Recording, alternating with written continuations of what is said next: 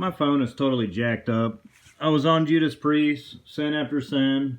I just to get my point across when it comes to Judas Priest. They are actually pretty even though people know who they are, they're actually pretty underrated. The music community, metal, all that stuff owes a lot more to them than I think that they have gotten. I mean, they do. Just listen to that album, Stained Class. I mean, just everything about it, you're just like, darn, how did they even, they had to be super inspired. They're great musicians. They do it all so well. My phone's jacked up. There's no doubt about it. I wanted to keep these videos at around 10 minutes. That one cut off at 7. Sucks. I talked about a couple of these artists the last couple days, and I kind of forgot who they were. And then after I thought about it for a second, I know who Michael Hedges is. I know what William Ackerman is. They're guitar players. They're kind of really smooth. I guess maybe New Age. I don't know. It's hard to define what New Age is. And they have that ECM feel to it. ECM, I think they're out of Munich. They're a jazz company. They do a lot of international jazz artists, and they're always very small ensembles. But anyway, this is not on ECM. I can't read it because it's too far away, and I don't have my glasses on. I don't remember what this sounds like. An evening at the Wilhelm Hill Live. I guarantee you this is recorded very well. I guarantee you if I put it on the record player, it's going to sound terrific, and I'm going to like it. I like Michael Hedges specifically as a guitar player. It's just hard for me, in my head. I'm not as smart as Donald Trump. I can't keep up with everything, I'm not a genius. Sleeve, but a nice looking sleeve. Probably talk about all the records on that. Alright. Am I a metalhead? Not really. This is Ozzy Osbourne. The name of the album is Sin After Sin. I was just going to pull it out for you. I should have showed the record first. I need to get better about that. It's on CBS. This is a tremendously well-pressed, well-recorded album. I know I'm speaking out of both sides of my mouth when it comes to a lot of this. The one before this, Bark at the Moon, is probably my favorite Ozzy Osbourne solo album, and it's not highly regarded. I love that album. It's not recorded nearly as well as this, even though it's the same band, or at least the same guitar player. I think it's Bob Daisley on bass, which is somebody that has sued Ozzy Osbourne over music rights, but Jack E. Lee is the name of the guitar player on this album and Bark at the Moon. And he's not Randy Rhoads and he's not Zakk Wylde, but I love that guitar player. Mainly because the music's less simplistic. He's less of a guitar god. It's just, I don't know. But this is a really good album. The one before, if I had to choose the second best Ozzy Osbourne album off the top of my head, maybe No Rest for the Wicked's a little better with Zakk Wylde. I don't know. It's tough to say. But Bark at the Moon's my favorite, and I know that no other Black Sabbath Ozzy Osbourne fan would say that, but Bark at the Moon is my favorite. This may be my second favorite, Sin After Sin. It's recorded really well. I forget the name of the website. I need to quote this. I need to find out what it is, quote it, but it's one of these that is regarded for being very well recorded, and it is very well recorded. Sorry about the glare. It is very well recorded. It's a really good album. I like Jackie Lee as a guitar player. He's still alive, actually. Ruben Blades. I love Ruben Blades as an artist. He did a lot of the salsa stuff back in the late 60s and to the 70s and into the 80s. This is more of a... it's got salsa on it, but it's more kind of progressive salsa, if you want to say. It's good. I like it a lot. I've got a couple of his records. Ruben Blades is one of my favorite artists for sure.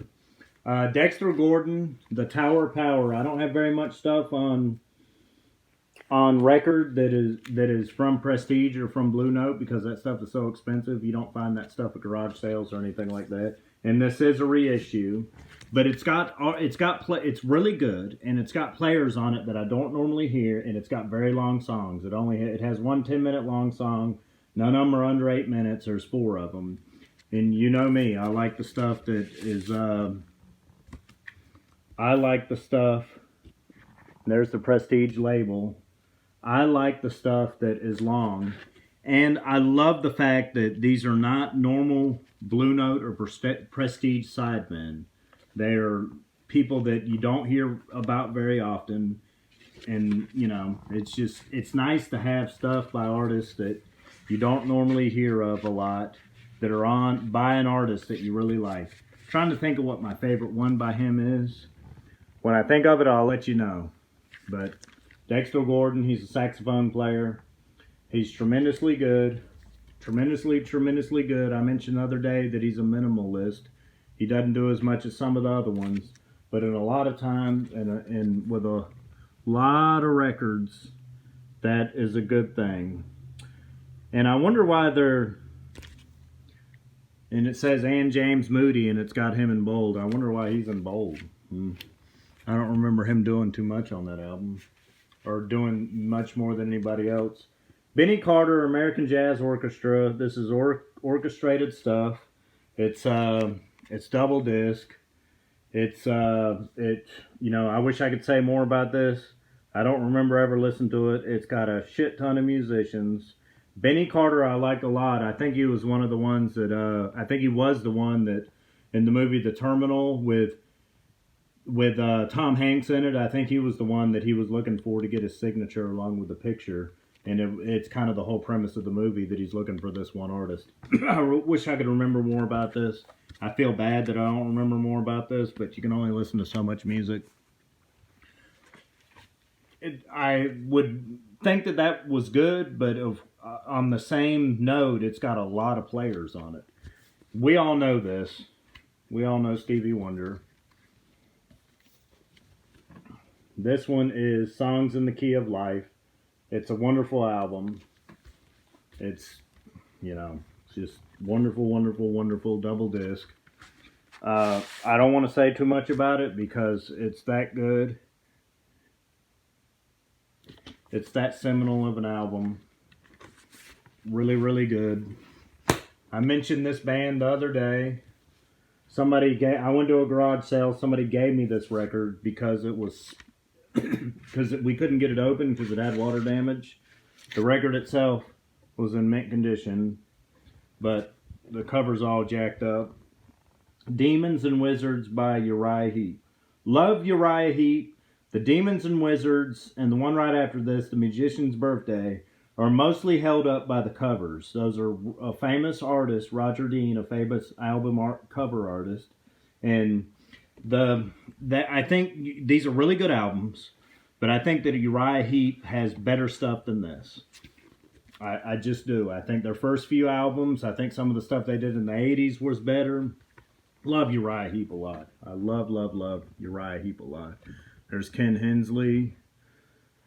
Mick Box is one of their guitar players, and he's been with them on every album. They've done like 30 albums. The Temptations. Another group that, you know, it's roots music. I need to get a sleeve for this, but, you know, it's just great stuff. It's another one like Stevie Wonder. I just can't say much about it because what more can be said about just how great that type of music is and what it did for the people that were marginalized and disenfranchised, just what that music did for them and how it uplifted people of, I'm going to say it, uplifted people of color. Uplifted poor people in the ghetto. That's what that music did. It was very meaningful for a lot of people. Pentangle, a little bit of water damage. You know, Pentangle is a folk band that's not American folk.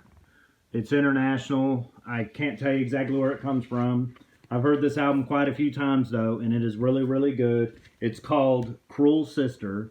They got, I can't remember the name of the other album, but they do a couple of them. It's in the Fairport Convention, Pentangle, Fairport Convention, Steel Eye Span. It's all in that realm. You can find this stuff super easy, super cheap, and the live one is the best.